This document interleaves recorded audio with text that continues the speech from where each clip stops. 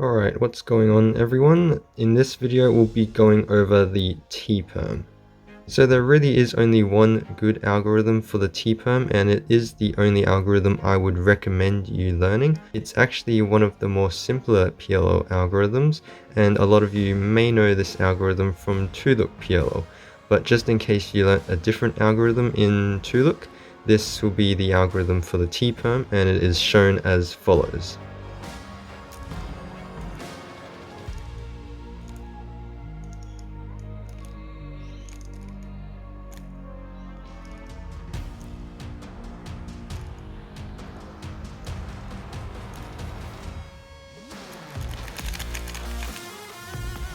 So just in case you're not familiar with the algorithm and you would like to know more about memorizing the algorithm and just tips in general, then I'll put the timestamp in the description as well as here in the video as well, so you can skip to the memorization part right now if you're interested.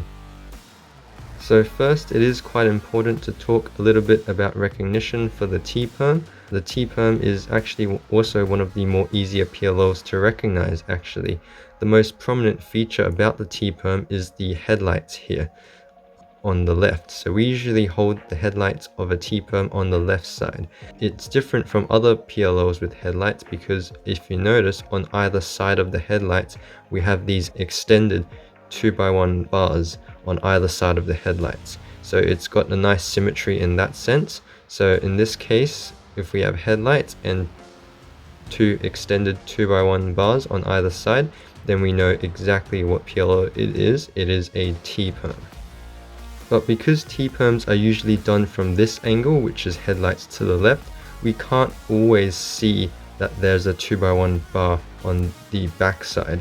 I mean, we can if we do a rotation or if we just look at the back, but if you know anything about PLO recognition and just solving Rubik's Cubes quickly in general, you'll know that looking at the back is very inefficient for recognizing PLO, and so there's actually a nicer way to recognize that this is a T Perm, and the way I like to do it is probably the easiest way, is to look at the color in between the headlights. So if I see headlights, I see this extended 2x1 block here, and if I see that the middle edge is opposite colors to the headlights, then you shouldn't need to look at the back because this is only a T Perm can have this specific pattern. Headlights with an extended 2x1 bar here, and middle edge is opposite colors to the headlights. You don't even need to look at the back, it's definitely a T Perm. So in terms of memorization, this algorithm is actually, once again, as I said, one of the easier algorithms, but of course there's always going to be a few tips in terms of memorization. So the first 4 moves of the algorithm, if you've solved a Rubik's Cube before, you would definitely should be able to recognize these 4 moves. R, U, R prime, U prime. It's a pretty common right hand trigger, also known as the sexy move. So that's what the T Perm starts off as. So this should be pretty easy to remember, the first 4 moves. So R, U, R prime, U prime. And at this stage, I like to remember my hand movements. So I like to remember that I add a R prime, and after the R prime, my index finger is in a perfect position to do the F. After the F, I reset my hand all the way by doing an R2 as follows. So that is that part of the algorithm. The next part, I just like to remember these moves. So there's U prime, R prime, and U prime. So I like to just remember these moves. And then finally, it's followed by R, U, R prime, F. So here, once again, I like to remember how my hand moves with these 4 moves. Otherwise, you can sort of match up the colors with the final 4 moves. That should be fairly straightforward as well. So I know if that was your first time learning the T Perm, even this algorithm would probably be a lot to take in. So I'll go through it again quickly just to make sure you got everything. So once again, it starts off with the sexy move. And so if you've solved the cube before, as I said, you should be quite familiar with these 4 moves. After the first 4 moves, follow through with your hand movements with the next few moves, with your index finger on the F here, followed by an R2. And these U prime, R prime, U prime, you can try and just remember these. They've got quite a nice pattern, should be quite easy to remember. And finally, once again, you can match up the colors at this stage, or you can remember the moves as well, R, U, R prime, F. and that should solve the cube. So it's a fairly straightforward algorithm, but if it's the first time, it will take some time to get used to it. So it's a nice quick algorithm, and it's one of those algorithms that should become muscle memory rather quickly.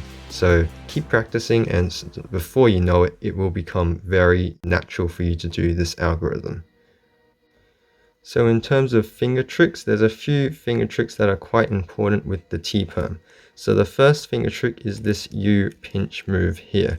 That'll be quite useful because the algorithm starts off with RU, R prime, U prime, and the second U move obviously can be done with a regrip if you wanted to do it this way, but as you all know, regrips at the start of PLO are quite inefficient and should be avoided if possible. In this case, it can be easily avoided if you use this U pinch move instead. So you can do the R followed by the pinch move here. You won't have to regrip at the start of the algorithm.